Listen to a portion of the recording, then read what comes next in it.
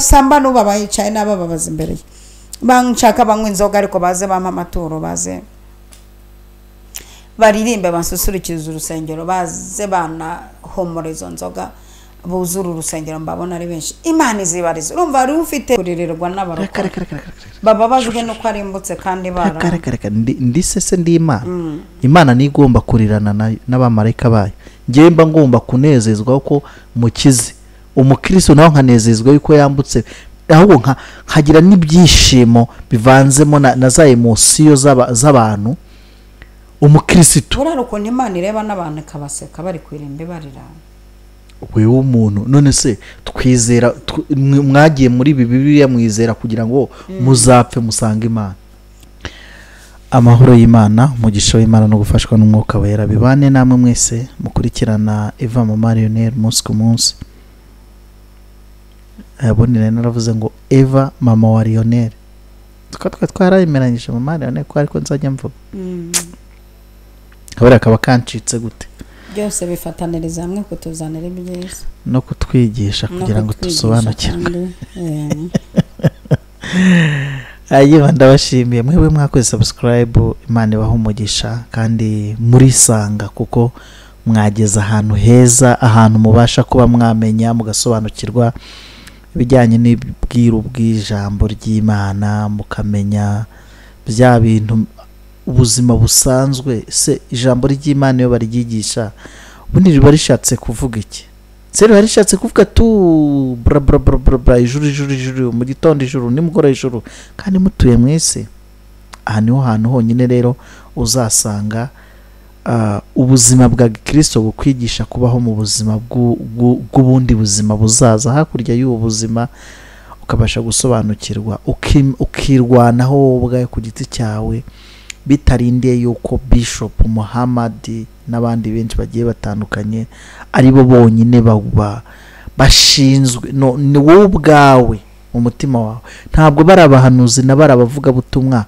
aribo bafitanye umubano mwiza n'Imana kurenza ko wakwibanira n'Imana ku giti cyawe kandi ukamenya iyo Mana kuko yaravuze ngo ndiso ese ni gute waba uri mu rugo ariko ntugire uburenganzira bwo kuvugana na papa wawe waba uri iki kera baravugaga nako ari umuntu wavuze ngo waba uri urusyampete nuzga abona bari bavuga urusyampete bavuga urusyabete ntabwo mbizi aho biba bitebutse umwana utemerwa na se ntabwo nzi ko babyita abantu bandike muri comment ariko abantu bo mu burengerazuba bw'amajyepfo ngo ni Rusizi baravuga bakunze gukoresha ijambo ngo ni urusyabete ni umwana utemerwa na se abantu bo ruguru ho bakavuga ngo ni nubwo bitakemeye gukoreshwa ariko sinzi niba baraduhaye ikinyarwanda cyiza ariko ni umwana utemerwa na se ariko bakunze gukoresha ijambo ngo kinyendaro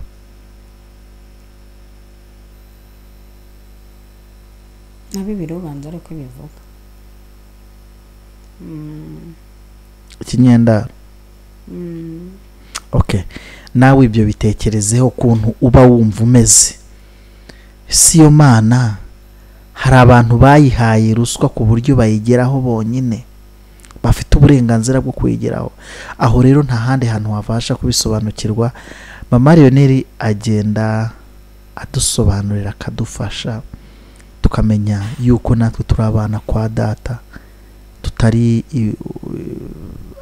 ibibyarirano tutari ibibyarirano ku Mana ahubwo natwe iyo bavuga natwe twayigira ikabana natwe mu magambo make akwigisha kumenya Imana ntago kwigisha kwizera Imana gusa anakwigisha kumenya Imana nawe ukayikoraho ukayikina mu bwanwa ukayikorakora mu bwanwa ukayikorakora ukayibwira uti papa haleluya warumeze neza meze neza ndashimira Imana mu buryo bw'umwuka kandi n'ubw'umubiri ndumva nta kibazo kidasanzwe yego Iburasirazuba Iburengerazuba Amajyepfo n'Amajyaruguru umujyi wa Kigali intara gatandatu y'abadiaspora hari umuntu ukunze gukoresha ijambo akavuga ngo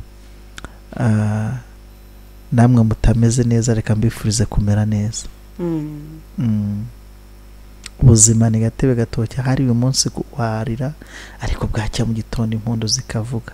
Twinjiye mu kwezi kwa 10 kwitwa ukwezi kukwakira, ariko Imana yaguhaye izina ryako. Ukwezi kwitwa ibihembo. Ukwezi kwitwa ibihembo.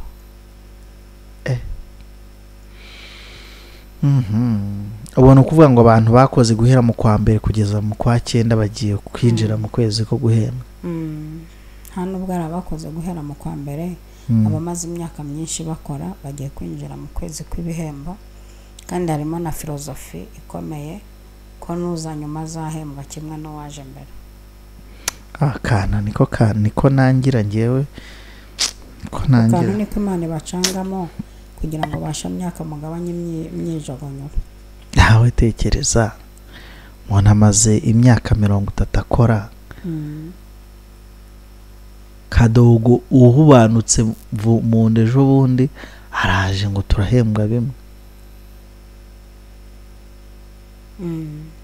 Niho rero Imana ifitiyemo filozofi kazi yo kugabanya imyemero ku bantu bamaze igihe. Ubwo se uko gusumbanisha abantu Imana si kuteye. Abakoresha bo mwisi nibo bateye batyo, ariko Imana nk'umukoresha mukuru izuko ihemba. Ubu hari umwana ugiye kuza ejo bundi avuye muri za manyinya, avuye mu byaha bihaze, aze atakarema ahite yakira kadasitere. Nawe wakire kadasitere mu maranye umaze imyaka 10 ukorera Imana. Ako kana ko gutakaramo kajya kanyica. Araje atakarema muri uko kwezi kw'ibihembo, ahite yakira ibintu bingana n'ibyo umaze imyaka. Kuko filozofi irimo nuko uwanyuma uhamagara abakozi uwanyuma azahembwa nk'uwa mbere. Abantu harimo nukuri pe, harimo gupfa. Je ntago ibyo bintu ntago mbi. Impamvu nizangengase zanyu. Ariko nakwakundi mwumva nawe uvuze utuntu tubi.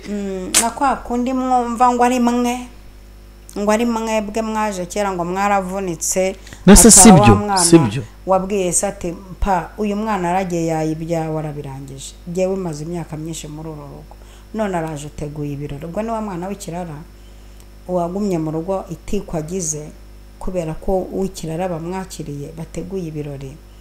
Ababazi kimasa bamugabiye ise aserebuye atumwana aratashye.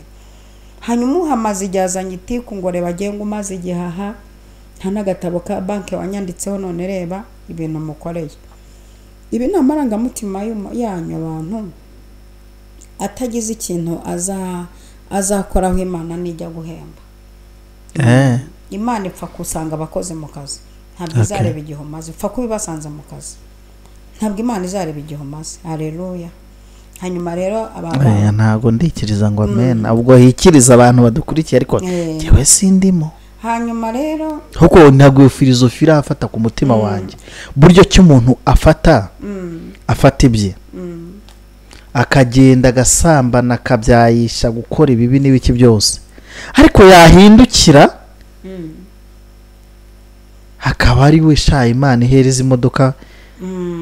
Njyewe nkigenda n'amaguru kandi ngiye ntarigeze mva mu murongo. Ubwo zubone bizatuma natwe tuva mu murongo kugira ngo turebe ko twagaruka natwe akadufata neza. Karegara harwazangitiku ngo buse ngo reba nguri uje nyuma ngo natwe tumaze igihe.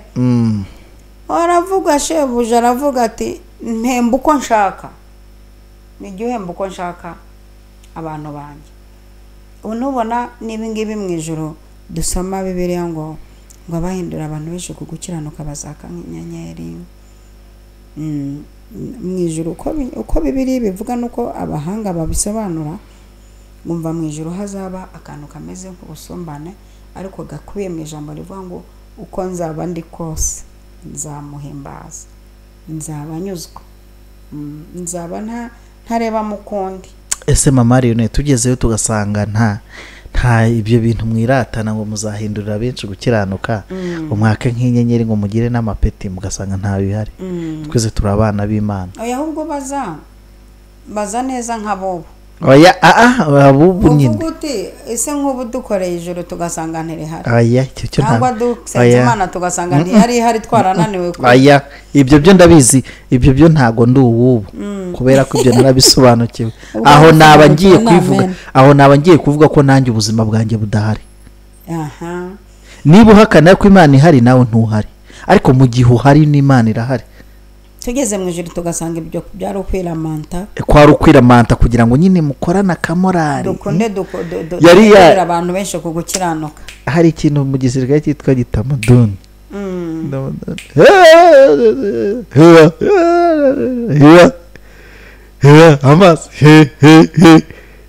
akantu k'akamorari gatuma abantu bajya muri siporo kandi banafite ko si sawa ko nikadufasha kuzagerayo nako ni sawa, ahubwo ko ni sawa mugira ibyunzwe cyane ako ni sawa cyane kadufasha kumva cyane karane nk'akayobya bwenge ko umuntu ujya mu ijuru mbese ni kamufasha kugerayo nta stress ni karikazoke ni kambuca ni cyo kibabwe ni rumogi mugo mugomba kwizera. Hari akayobya bwenge Imana gushyiramo ukuntu kakaba ari nk'akayobya bwenge kawe kagufasha kugera mu ijuru utababaye. Muri munagira ko kayobya bwenge cyaro kayobya atambira Imana ngaho yibuta nimumvugire ngo Imana nabonye banakoze n'aka emoji ka sticker ni sticker yego ni udustika twako nimumvugire ngo Imana nimumvugire ngo Imana abatagafite mu nyandikire muzaho ndi nanjye kabari oya akayobya bwenge kaguteresha rero ya nk'icumi mbere y'uko ubwiriza uriya nta kayobya bwenge kenyine kamufasha kugerayo atagowe. Buri muntu uragira akayobya bwenge ke yego rero ntacyo kaba karagufashije kugerayo by'ubusumbane n'ubundi ntawe uzavuga ati subu nushaka uzaba uri kwibaraza yego uzicarane na Petero ngo niwe zamu niko njya numva mama nyinya bavuga. Ariko mama Leone hari ikintu njya ntekereza hari igihe njya nibaza ese ubundi Imana izabitujyanye kumara iki mu ijuru, izabagumisha mu isi se mu mariki dukomeze nyine turyoherwe n'isi. Rero niyo mpamvu abantu bino mukunda kuba mu isi n'umuntu yapfa mukarira sanga mwarize mwasize ubundi bujye muririra n'abapagani bapfuye barimbutse mubabazwa n'uryo barimbutse ubundi ndimubona umugeni atashye mwese tari byuma bya muzika mukoreshe n'ibiterane kuri stade muserebure ko umugeni atashye. Ibyo bintu mamare ako kantu uvuze uramutse ukigishije abantu kakuri ufata seminari yo kwigisha abantu aho kantu kuri yicano uteguye buryo ki ikintu bita gusa amasaziro cyangwa se gusezera ni ukuri kw'Imana yo nari ibintu nanjye bimbabaza ni ukubona umuntu wese apfuye nashaka umunyabyaha ibyaha bye yarabikoreye yararyoshye igihe yatubuzaga gusinzira. Ubundi umunyabyaha bakwiye kurirerwa n'abarokore bababajwe no ko arimbutse kandi ndisese ndi Imana ni igomba kurirana n'abamarayika bayo. Ngiye mba ngomba kunezezwa ko mukize umukristo nawe nkanezezwa yuko yambutse ahubwo nkagira n'ibyishimo bivanzemo na za emosiyo z'abantu. Umukristo urara ukuntu Imana ireba n'abantu kabaseka bari kwirimbe barirana wewe umuntu none se twizera mwagiye muri Bibiliya mwizera kugira ngo muzapfe musange Imana.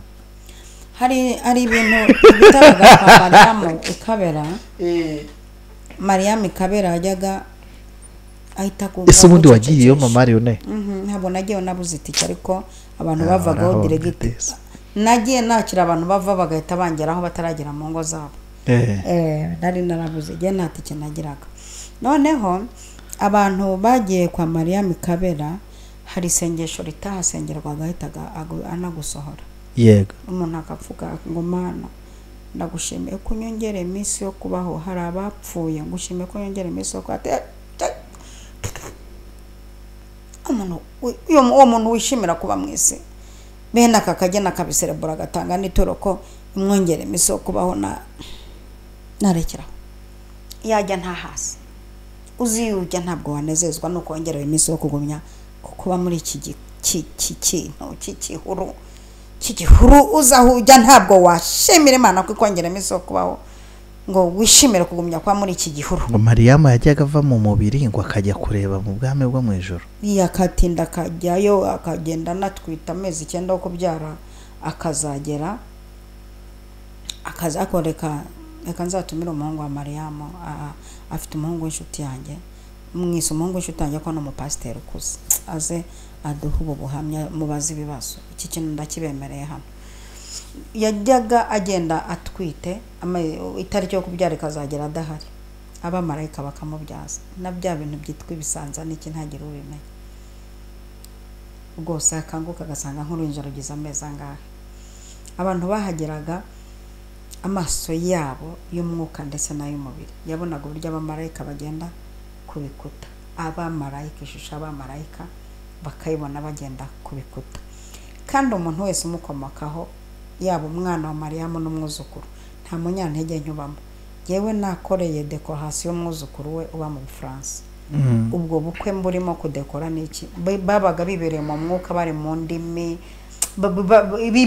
ibihe bafite banakureba ahubwo ugiye huzagurika aho ngaho kivuga amagambo yo gukundisha abantu. Nubona ibi ngibi twirwa dutera harero ngo akira umugisha Imana guha ibintu bitana yewe arabana bakamara amabaye muracyakonze se muracyari mwivuga butumwa ry'ibirayi niki mukundisha abantu gakondo yabera kumbuza abantu wacu dutahe. Kugira yose uvuze ngo ndabanza ngo hafo ngo habaga amafi y'amake yo haguruka kuvuga ngo nzajya kwa Mariyamu nimvayo njye kugura agasambake nahana warinjiraga akubwira ati genda ugura isamake utahe uzagaruke uje mukuzanye. Kandi abantu bakuraga amasomo akomeye kwakira abashyitsi. Abadiyakonikazi bo hambere bamwe naho bakuye impano kwakira abashyitsi neza ubikunze ugahiba bikanukagira gute. Ibaze ko abakobwa bahageze kubera ibihe no gukunda ubwami n'ibihe bihari bagashiduka imyaka 50 bageranye bakamenya ubwenge bagaruka mu isi basanga imyaka yo gushakaho kanyagwawe yarabarenganye baraminopoje. Erega mama Leone ubundi abantu babaye mu buryo bw'umwuka cyane bakagira ibihe byo gufunguka amaso, ijisho ry'umwuka rigafunguka.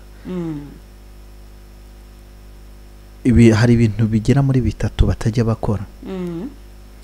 Icya mbere kirimo no gushaka, icya kabiri kirimo no kurya ibikomoka ku matungo, icya gatatu ntabwo bifuza icyo cyo babara kirenze mama Leone. Icyo babara aho guhemuka babara biri urumva nibuta wumva nyine utaryamana n'umuntu mudahuje igitsina cyangwa se no muhuje igitsina ibyo ukabo aho waraharenze aho wararenze guhemuka. Kabiri aho uyu muntu aba yararenze niba utarya inyamaswa kwera ko utishimira ko icyo kiremwa ubuzima bwacyo bwajya mu bwawe. Gatata ahubwo ikindi kintu kirenzeho ntibajya banezezwa ntibakunze gutura muri iyi si. Babona ari abashyitsi n'abimukira aravuga ati ntaza n'umuntu ku isi. Niyo mpamvu nyine bya bintu ko ari bibiri by'inyuma aravuga ati ntashakana n'umuntu nkabyara nabyara nkasiga umuntu mu gahinda ko ngewe nabashe kubona ko abantu bari ku isi kuko amenya isi arimenya kamenya isi akamenya naho hajya. Ibintu rero nibyo bimutera kuba atavuga ati ngiye rwose pe iyi si ndi umushyitsi ndi umwimukira. Amenya igihe azapfira, amenya impamvu yavutse. Ibyo byose rero bigatuma abaho gutyo rero yiteguye. Yego niyo mpamvu ahora areba aho ajya abantu ni hari igihe nkuyivamo mama Leone hari igihe ndebye nkabona imigwirire y'amatorero y'amadini.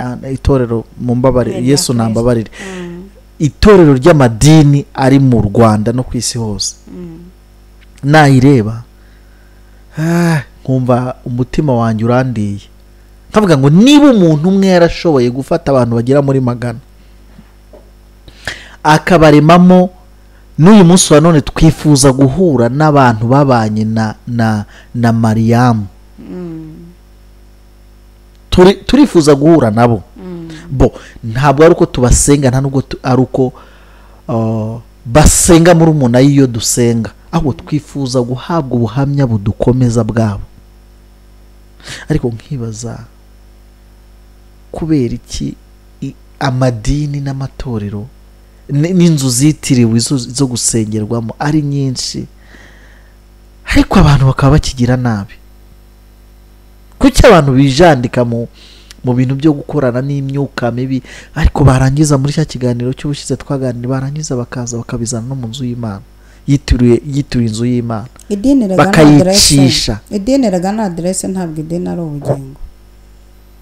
Idini n'umuryango mbarizwamo mwese.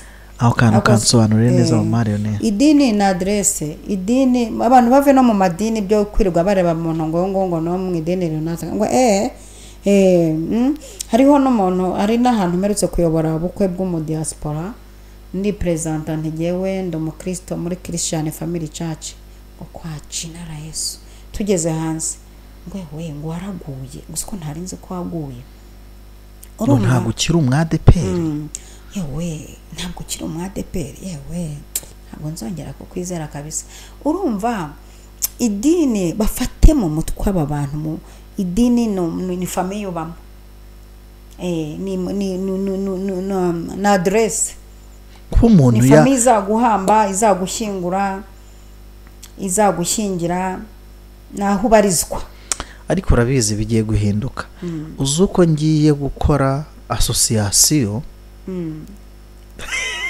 kaniyo ngoza bibaho. Ngiye gukora association, ngiye nimika abantu utabakozeho oya, ahubwo ngewe nimika abantu tugire nk'itorero rya online, itorero abantu basengera online, twebwe tube tuziranye, baba pastor, abavuga butumwa, tube tuziranye, ariko babandi nyine batakeneye kujya kwiyanduza mu by'amadini, bakora umurimo w'Imana. Wabafashe wabuzanyemo akadoze ko buyobe. Oya uyu muntu se nakenera gusezerano za musezeranya online, tuzahuza imbaraga na ya association nyine, asezeranirwe na buri gihugu, buri muntu wese ukora ijambo ry'Imana asezerane online. Oya niyashaka na online azabahagaze hehe se? Azabahagaze mu rugo iwe, tumusezeranye. Abikondera abantu se nkanjye uza fantasy n'iki n'amakeke n'iki abikondera. Tuzakora tuzashaka nyine tuzubaka nk'urusengero rumwe rwonyine gusa, turuhurizeho amaboko, twubake katedrali. Abwo abashaka baze muri hahandi, abandi tubikurikiranira online. Iyo ni intambwe yo gusaba uteye. Kandi nibi bintu byo kubaka insengero nuko byatangiye, wabitangije mwabonaga ari umusazi, niyo mpamvu yashizeho indera, ashiraho 1930, arangiye ashiraho na abantu batarasariyemo. Ubu nta bantu bana basariye mu nsengero. Nanjye rero ngiye kubaka, ntagire ibi ntasome ijambo ry'Imana akavuga runaka kandi atinde pastor runaka. Oya biriya byo. Oya ngiye cyo nshaka no guhesha agaciro kwizera k'umuntu. Urabyumva ute? Karagaciro nagushyigikira. Karagaciyemo. Bitewe nuko jewe nkunde dini ariko ntari umunyedini. Icyo nashaka gusobanuraho, nshaka kugera ahantu umuntu uvuga ngo ukuburi kwa runaka ngo warayobye, ntabwo ari ubuyobe, ahubwo ni imitekerereze yagutse. Ikindi ni dini abantu babimenye ko ari riyobe kurindi. Ubu weho muri Christian, njyewe wo muri inda muri Apostles cyangwa muri Zion, bona yuko wayobye, nawe ukabona yuko aho mvuze bayobye. Idini ni riyobe kurindi, buri muntu abari muri umuzima ni we wanjye, umuzima ni we wanjye. Kandi buriya bamanitse akaguru bakajya gutema sha, nyiri umwana yaboneka. Okay, mwakoze kubana natwe, reka twakire mama Lionel atugezeho ubutumwa uyu munsi yatugeneye busa nkaho kuko tujashaka gufungura ukwezi kwa 10 ku mugaragaro. Tuse mama Lionel kubera iki, reka nkwibariza akabazo maze none ukagenderane n'ijambo waduteguriye uyu munsi, kuko ndifuza yuko muri iminsi abantu bagiye kujya babona umutsima w'ubugingo, babandi bataboneka nijoro, abakumanywa nina nabo babona umutsima w'ubugingo. No kubera iki Imana iha bamwe kuba hari ibyo bakora bakabikorera abandi, kukitanyura directe ku bantu bose, kagira bamwe iha nko kuyobora amezi, nk'uko yaguhaye kuyobora amezi guhera mu kwa 9 nubwo waje wafunguye ku mugaragaro mu kwa 1. Ubundi ubona biterwa n'iki? Ahari si ugutonesha cyangwa no gutetesha? Uhita uzamuka no mu ijambo ry'Imana wateguye uyu munsi kutugezaho. Ubundi Imana ikoresha abakozi, ubona utari umukozi ntigukoresha. Hari abakozi bakora iminsi mike bakananirwa, hari n'umukozi yakoresha igihe kirekire, kuko hari kampani zigira abakozi ugasanga arawateye gusinya kontra, utajya unanirwa, utajya urwara, utajya usiba. Imana ntabwo itonesha nk'uko ubitekereje, ariko ikanatonesha nk'uko utabitekereje. Hanyuma gakunda no gukorera mu ijambo rivuga ngo nkunda bankunda. Hakaba n'ijambo igira ngo ninde natuma. Ninde natuma. Hari umuntu Imana aho ubutumwa akabugezayo, hari n'abo yaho ubutumwa ntibabugezeyo, kuko yo nabugejejeho binagoye, yari yashatse kutabugezayo. Kandi Imana igukoresha ikurikije n'imbaraga ufite, niyo mpamvu abwiye Gideon ngo genda uko imbaraga zawe zingana. Ebyiri, izo mbaraga ebyiri, umunyembaraga ukagira n'ubutwari, ibyo bintu uko ari bibiri ugenda uko bingana. Imana igukoresha ikurikije ibyo yagushyizemo. Kandi yagiye Imana yicara ikavuga ati ariko uyu muntu namubyaza umusaruro ukavamo, akicara mu ijuru ikavuga iti niwe niboneye muri iki gihe, rwose niwe niboneye muri iki gihe, wabazi inkuge ukabona n'abagutesha umutwe ntutakare, muri iki gihe niwe niboneye, izi kurambagiza ikareba. Rero ndanashimira kuri kunkoresha, ndahari.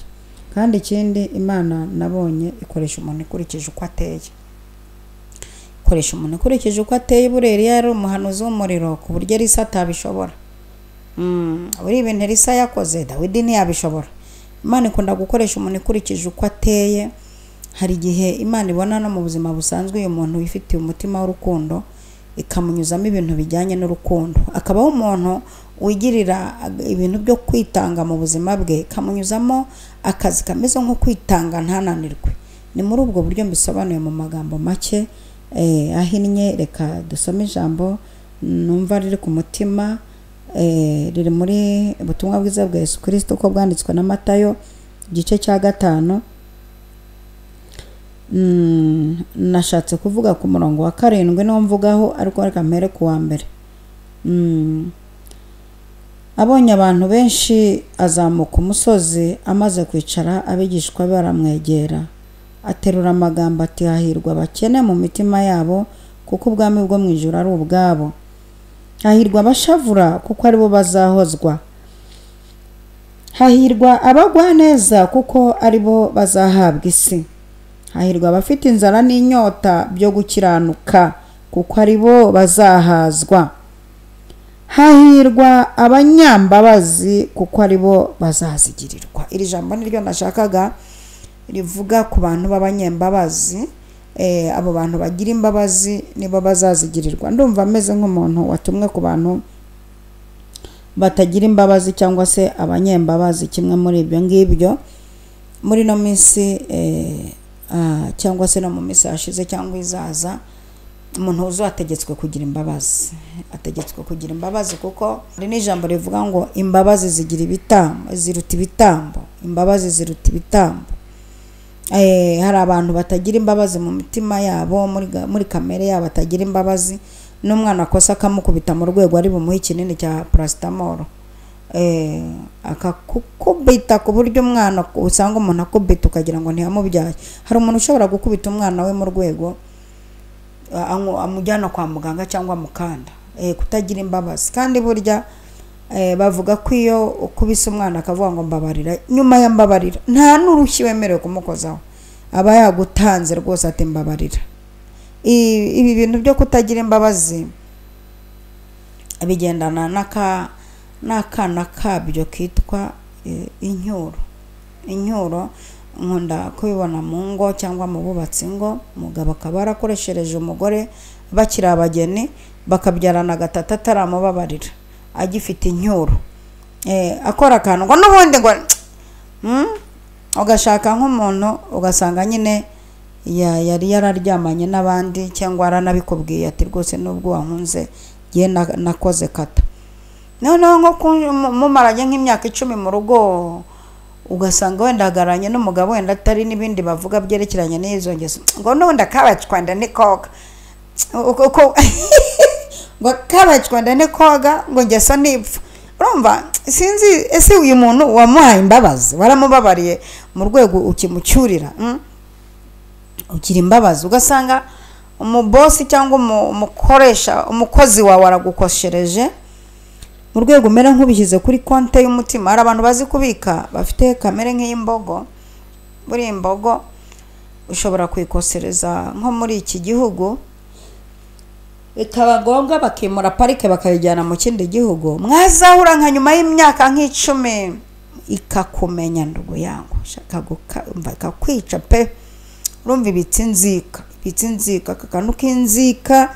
Iyo utagira imbabazi urakagira. Kimwe mu bintu biranga umuntu utagira imbabazi agira n'inzika. Inzika kabisa. Inzika, incyuro bikagendana. Utagira imbabazi kagendana n'umuntu wenda yanagusabye imbabazi uti parudo rwose Satani yari yamvangiye, ndakwinginze mbabarira, ariko muri wowe ntugire imbabazi, ukajya ugenda nta bimenyetso by'imbabazi ugira. Kandi Bibiliya niko yavuze, Yesu yararimo aganira n'abigishwa ababwira abahiriwe abari bo, ageza aho avuga ngo ahirwa abagwa neza, kuko aribo bazahabwa isi. Ahirwa ab'imitima ibone, kuko aribo bazabona Imana. Nta muntu wandi uzabona Imana. Uyu muntu ufite umutima ubone yarahirwa. Ariko agera ahangaha ngo ahirwa abanyembabazi. Aba banyembabazi nabo bazagirirwa imbabazi.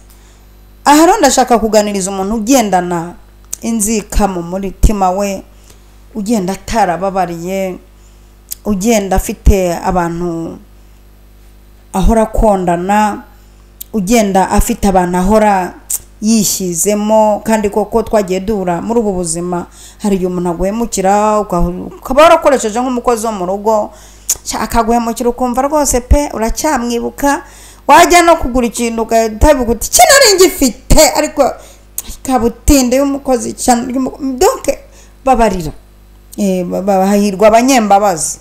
Abanyembabazi iri jambo mfite ukuntu ndi kuryumva, umwuka mfashe uryumve cyane kuruta uko numva umwuka arenshyize ku mutima. Abantu mugendane imbabazi, ubane n'umuntu waramubabariye utitaye ku ntege nke yagize mu myaka yashize. Hari igihe umushumba ayobora umukristo akaba bizi ko umukristo yamunaniye, cyangwa se hari icyaha runaka yaguyemo, hanyuma yanagira igihe ahanwe icyo cyaha. Ariko Mana kera baratengaga. Imana ishimwe ko abapasiteri b'iki gihe batagitenga nk'abakera. Kera baratengaga rimwe bagashyiraho n'ijambo ngo tumuhaye Satani. Kibazo umuntu muhaye Satani, ubundi kuki mutamuhaye Imana ngo izamugarure? Ariko bagashyira akantu k'akadoze kameze nk'uburyarya, batireka runaka haguruka musengere.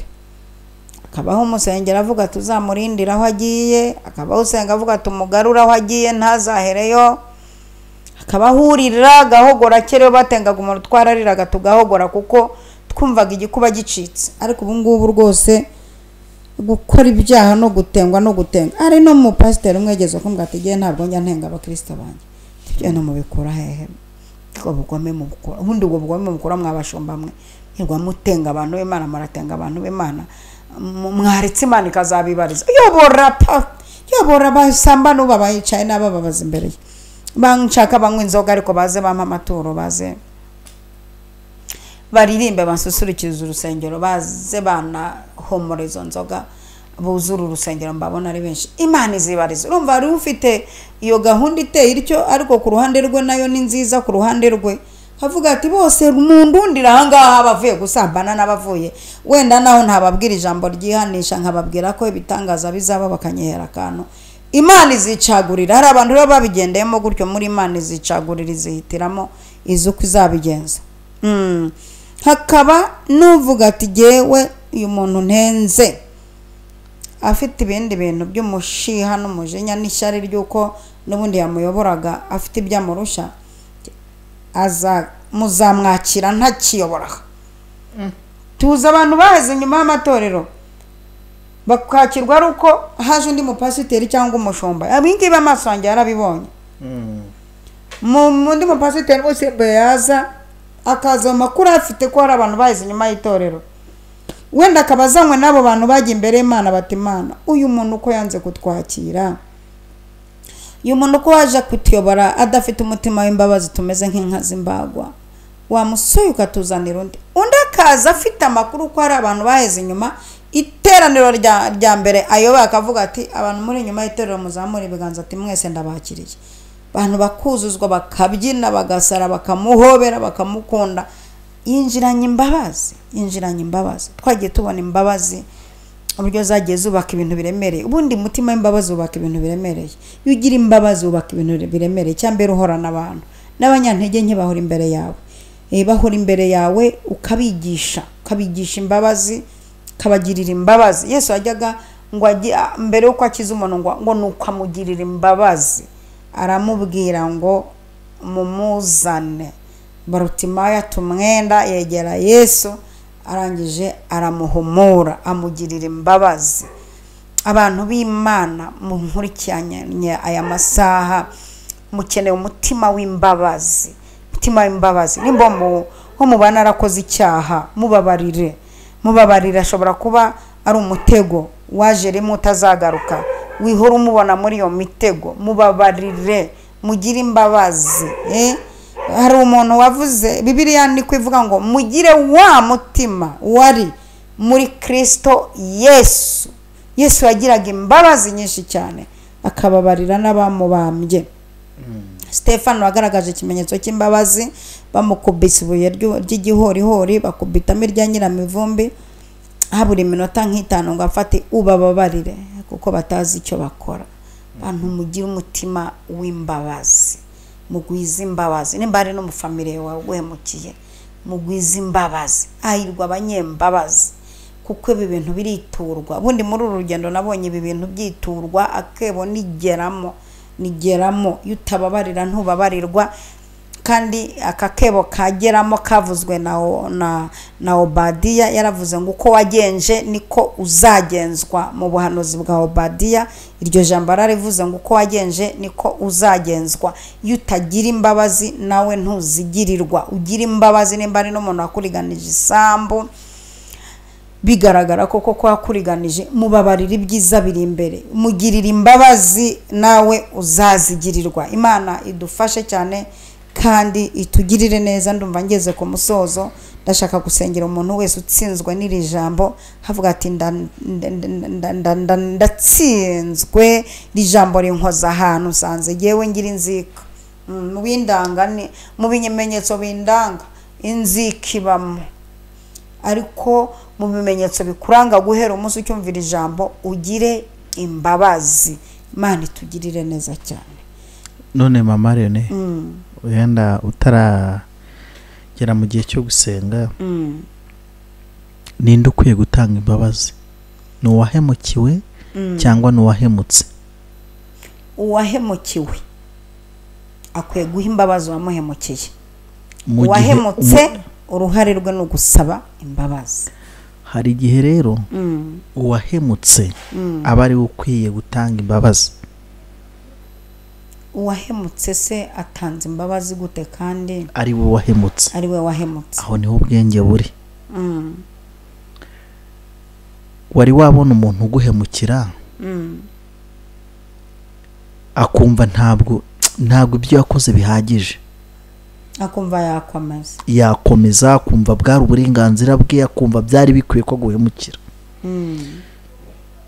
ariko wewe wahemukiwe ukumva ukeneye kumuha imbabazi mukabana neza, ariko wa wundi akaba nta mbabazi ashaka. iyo udashaka imbabazi n'umwana wo kurembuka, ariko wowe uruhare rwawe ukwiye guha imbabazi, ndetse nongeraho ko ukwiye guhana imbabazi umuntu utazi gusabye. niko kuri ku mukristo ujya mu ijoro. mubabarire nawe siwe. Satani yamunyuzamo ngo agushakishe. si ngombwa guha imbabazi umuntu wazigusabye. mubabarira atarazi gusaba. nushaka unabimubwira uti narakubabariye, narakubabariye. ese nk'umuntu wenda wamugurije amafaranga arayabura, biragaragara ko ntako atagize, arayabuze. mubabarire, mubohore, muharire. ko Yesu yavuze ngo mubaharire, kandi numuharira nejo bundi nanagukenera wongera kubona ahubwo ntuze kumucyurira ngo nayo ubushize. mubabarire ntongere kwibuka. imbabazi nicyo Bibiliya ivuga. biragoye biranavunanye, ariko Bibiliya Imana niki dushakamo kubabarira. aho niho nashaka kugira ngo uvuge ko bigoye. biragoye kubabarira, biraruhije, biragoye. we ni umukoro ukomeye kubabarira umuntu wakugiriye nabi, umuntu wakwiciye, umuntu wakurogeye umwana ubibona, umuntu wagutwariye umugabo, umuntu wakuhombeje, umuntu ukoze wakwibye. biravunanye niyo mpamvu Yesu nawe yabikubise muri hahirwa. uyu muntu arahirwa nimba bishoboye, arahirwa we, kandi uyu nawe aziturwa kuzigirirwa. nawe ejo aziturwa kuzigirirwa. wari ugiye gusenga, ariko reka mugire uyu muntu ufite mu mutima we kumva nyine ukeneye ko bagusaba imbabazi. uwakubabaje nubwo nawe akeneye imbabazi, akeneye kukubabarira kugira ngo niwe ukeneye. impamvu nari mvuze ngo uyu waguhemukiye niwe ukeneye kukubabarira, kuko ararasinziye. nubwo koko yaraguhemukiye, ariko weho niwe wakomeretse, we yaragukomerekeje. bivuga ngo ibiro by'umuryango we byose, urumva, biri mu mutima wawe. niyo mpamvu nyine wumva muri wowe ugendana umutwaro. niba nta n'umuryango agira, ibiro bye byose biri mu mutima wawe. mu nyama idapimye amagarama 500 harimo ibiro by'uriya mugore cyangwa se uriya mugabo wakukomerekeje. niyo mpamvu ku ruhande rumwe hakenewe uno muntu wahemukiye kugira ngo atange imbabazi. uyu muntu abohowemo uwo utanze izo mbabazi. nubwo na wa wundi akeneye kubabarira uyu kugira ngo aruhuke, yikuremo. ubundi abantu bahemukiwe bakeneye umuhanuzi, bakeneye ijwi ry'ubuhanuzi mu mitima yabo. mukeneye mama Lionel. erega uyu muntu wahemukiwe akenewe counseling, kugira ngo no kuzigishwa izo mbabazi, bamushinguzemo ibiro by'uyu muntu wanze kumuha imbabazi kugira ngo nawe amubabarire abohoke. hari n'abantu byateye indwara, kutapabarira betera indwara y'umutima. aho niyo nashaka kugira ngo usengere abantu uwumvise uburemere bwabyo. bitera indwara y'umutima. hari n'abantu baba depremye kubera imbabazi banze gutanga, guhora atenga amatero naka mu mutima udapimanikira. ibi bintu utenga amatiye birakugiraho ingaruka. babarira, turaho, ruhuka, mubabarire. kandi kuruhuka kwiza no kumubabarira, ukanabimubwira uta akira imbabazi, korera ujyane. ndaziguhaye akira mwibike imbabazi z'abandi nimuzitanga mukabyara Mana bagirire neza cyane reka tubasengere Mana uri imbaraga z'abakwizera ushobora byose nta kibasha kurogoya imigambi yawe mutima wanjye uguwe neza kubwo kuvugira ijambo wambwiye abantu benshi banze gutanga imbabazi abandi nabo bagendana ikidodo cyuko batababariwe akagenda yumva ibyo yakoze atarababariwe akagenda ibyo bamusabye kuriha yarabibuze agahorana umutima yuko atarishye uyu muntu nawe yanze kumubohora ngo amubabarire dusabye imbaraga abantu babohora abandi batanga imbabazi z'abandi twatuye umutima w'imbabazi ku muntu wese wabanye natwe imbaraga zo kubabarira n'imbabazi zigwire muri bo cyane dutuye imitwaro yariri ku mitima twakiriye imbabazi tutanze imbabazi mu izina rya data wa twese umwana n'umwuka wera amen amen shalom shalom shalom shay